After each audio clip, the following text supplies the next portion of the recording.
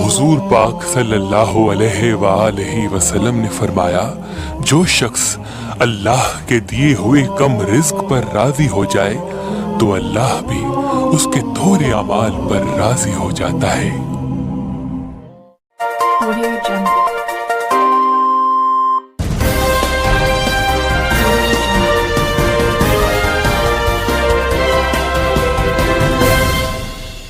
Report Mohammad Ali Baloch, district bureau chief, जिला राजनपुर, तहसील रुझान।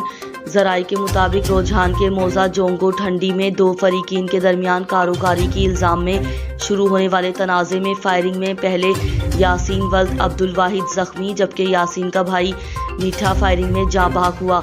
जराये ने बताया है कि कुछ देर पहले फिर फरीकीन के दरमियान फायरिंग हुई जिसके नतीजे में एक नौजवान शख्स जख्मी हुआ जिसको तिब्बी इमदाद के लिए तहसील हेडक्वार्टर अस्पताल रुझान लाया गया। तिब्बी इमदाद के बाद जख्मी को रहीम यार खान रेफर कर दिया गया।